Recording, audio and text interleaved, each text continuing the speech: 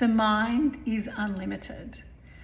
I had a great conversation with a dear friend a few days ago, and she was getting really curious about how do we know that transformation is happening? How do we know that something's dissolving?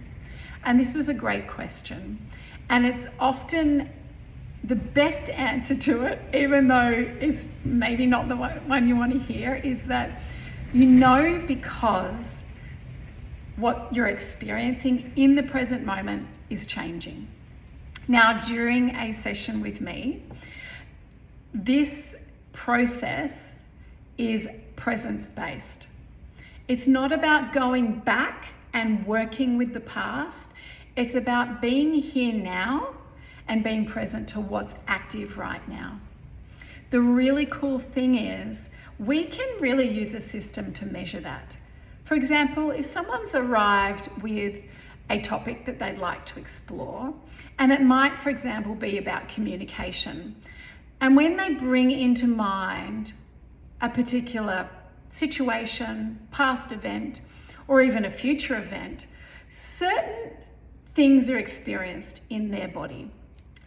Thoughts might arise, memories might arise, sensations might be present, and we can actually use those as a little bit of evidence to, one, see that something's active and that it's generating a response, and to use that as a way of tracking how something's changed. So if we were to suggest that body is passive to mind, that the body might reflect what's being held in mind. And if there's resistance, because whatever stress we're holding is a resistance to our true nature being perfect, and a memory can be a resistance to that.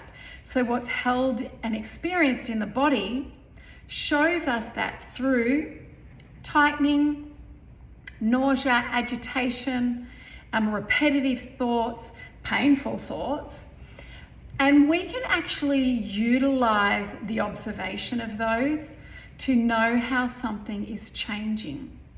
And this is part of the process of working with the mind, is opening up to the full limitlessness of it and bringing into the active experience what we actually no longer have willingness to hold. And then realigning the self to the true self, so that what's held in memory is no longer called and drawn upon, because it's not actually occurring in present time. And quite often the memories that generate those experiences, we just don't need to hold them anymore.